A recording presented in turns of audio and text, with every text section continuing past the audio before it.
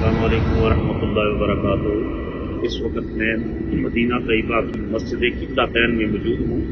یہ ہے وہ مسجد جس میں نبی کریم علیہ الصلوۃ والسلام نماز مسجد اقصیٰ کی طرف منہ کر کے نماز پڑھا رہے تھے، لیکن رسول اللہ صلی اللہ علیہ وسلم کے دل میں یہ خواہش پیدا ہوئی کہ ہمارا جو قبلہ ہے وہ بیت اللہ شریف بن جائے، مکہ مکرمہ کا جو کعبہ ہے وہ ہمارا قبلہ بن جائے۔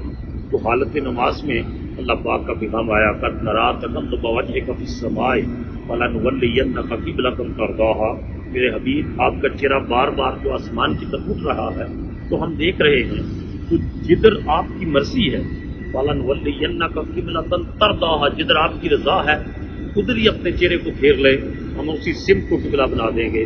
تو حالت نماز میں رسول اللہ صلی اللہ علیہ وسلم نے جو ہے وہ مسجد اقصیٰ سے اپنا فیس ٹرن کیا ٹورڈز مسجد حرام کی طرف۔ تو اس وجہ سے اس مسجد کا نام مسجد قبلتین ہے۔ وہ مسجد جس میں رسول اللہ نے نماز پڑھائی، آدھی نماز مسجد اقصیٰ کی طرف اور بقیہ نماز مسجد حرام کی طرف۔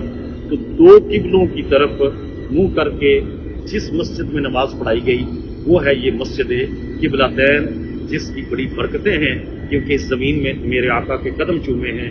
اس وجہ سے یہاں تحیۃ المسجد بھی پڑھی جاتی ہے اور دعا بھی مانگی جاتی ہے۔ اللہ تعالی ہم سب کو اور امت مسلمہ کو اس مسجد کی برکات نصیب فرمائے۔